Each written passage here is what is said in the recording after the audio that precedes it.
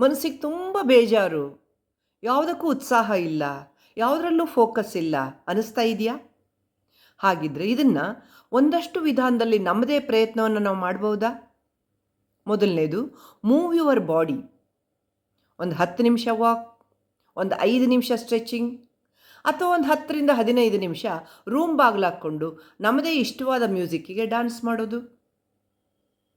ಇದು ಮೊದಲನೇ ವಿಧಾನ, ಮುಖ್ಯವಾದ ವಿಧಾನ. ಇಂಥ ಸನ್ನಿವೇಶಗಳಲ್ಲಿ ಒಂದೋ ಅತಿಯಾಗಿ ತಿನ್ನೋದು, ಇಲ್ಲ ತಿನ್ನೋದನ್ನೇ ಬಿಟ್ಬಿಡೋದು, ಇದೆರಡರಲ್ಲಿ ಒಂದು ಆಗೋ ಸಾಧ್ಯತೆ ಜಾಸ್ತಿ. ಆದರೆ ತಿನ್ನೋ ವಿಷಯದಲ್ಲಿ ವಿವೇಚನೆ ಇಟ್ಕೊಂಡು ಮನಸ್ಸಿಗೆ ಮತ್ತು ಮೈಗೆ ಎರಡಕ್ಕೂ ಸಮಾಧಾನ ನೀಡುವಂಥ ಒಳ್ಳೆಯ ಆಹಾರ ತಿನ್ನೋದು ತುಂಬ ಮುಖ್ಯ. ಇಂಥ ಸಂದರ್ಭಗಳಲ್ಲಿ ಮನಸ್ಸಿನ ಒತ್ತಡವನ್ನು ಅಥವಾ ಅಸಮಾಧಾನವನ್ನು ಯಾರ ಹತ್ರಾರು ಒಬ್ಬರ ಹತ್ರ ಶೇರ್ ಮಾಡಿಕೊಂಡು ಮನಸ್ಸನ್ನು ಹಗುರ ಮಾಡ್ಕೊಳ್ಳೋದು ಕೂಡ ತುಂಬ ಮುಖ್ಯ. ಇದೊಬ್ಬ ಫ್ರೆಂಡ್ ಆಗಿರ್ಬೋದು, ನಿಮ್ಮ ಪೇರೆಂಟ್ಸ್ ಆಗಿರ್ಬೋದು, ಅಥವಾ ಒಂದು ಸಪೋರ್ಟ್ ಗ್ರೂಪ್ ಆಗಿರ್ಬೋದು. ಯಾರು ನಿಮ್ಮ ಮಾತುಗಳನ್ನ ತಾಳ್ಮೆಯಿಂದ ಕೇಳ್ತಾರೋ, ಯಾರು ನಿಮ್ಮ ಬಗ್ಗೆ ಯಾವುದೇ ನೆಗೆಟಿವ್ ಕಾಮೆಂಟ್ಸ್ ಪಾಸ್ ಮಾಡೋದಿಲ್ವೋ, ಯಾರು ನಿಮ್ಮ ಬಗ್ಗೆ ಒಂದು ಜಡ್ಜ್ಮೆಂಟ್ ಕೊಡೋದಿಲ್ವೋ ಅಂಥವ್ರ ಜೊತೆ ಹೇಳಿ ಇದಕ್ಕೆ ಒಂದು ಪರಿಹಾರ ಕಂಡುಕೊಳ್ಳೋಕ್ಕೆ ಸಾಧ್ಯ.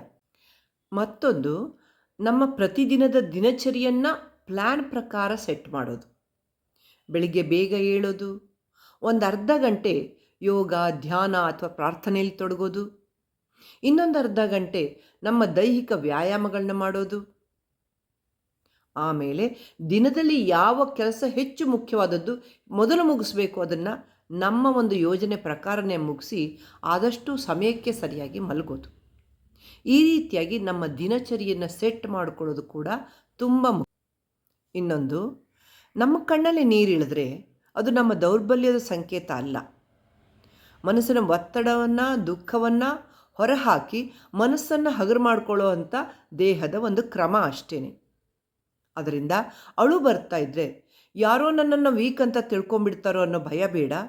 ಅಳು ಬಂದರೆ ಅತ್ತು ಬಿಡಬೇಕಷ್ಟೇ. ಅದ್ರ ಮೂಲಕ ನಾವು ಹಗುರ ಆಗ್ಬೋದು. ಇನ್ನೊಂದು, ಸ್ಪಷ್ಟವಾಗಿ ನೋ ಹೇಳೋದು.